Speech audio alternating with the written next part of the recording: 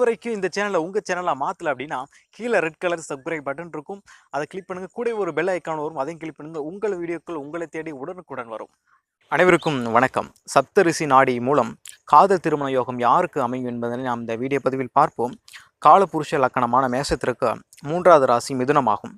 மிதுன ராசிக்கு அதிபதியான புதன் காதல் கிரகமாகும். மிதுன ராசியின் உருவ அமைப்பை நீங்கள் கூர்ந்து கவனித்தீர்கள் என்றால் அதில் ஒரு ஆணும் ஒரு பெண்ணும் இணைந்து காணப்படுவார்கள். மேலும் 3ஆம் இடம் காம திருங்கோணங்களில் ஒன்றாகும். எனவே காதலை குறிக்கும் பாவம் 3ஆம் இடமாகும். 3ஆம் இடம் அதிபதிக்கு கேது தொடர்பு ஏற்பட்டுமானால் ஜாதகர் காதல் வலையில் வீழ்வார்.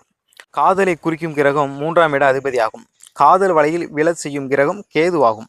எனவே இவ்விரு கிரகங்கள் தொடர்பு கொள்ளும் பொழுது ஜாதகர் காதல் விலையில் வலிக்கி விழுவார். அவர்களுக்கு காதல் திருமணம் தான் நடைபெறும். 3 கூடியவனுக்கு திரிகோணத்தில் அல்லது 2ஆம் இடத்தில் கேது நின்றால் ஜாதகருக்கு காதல் திருமண யோகம் உண்டாகும். மற்றும் 3 கூடையவன் வக்கிரம் பெற்று நிற்க அவனுக்கு 12 கேது நின்றால் காதல் திருமண யோகம் உண்டாகும்.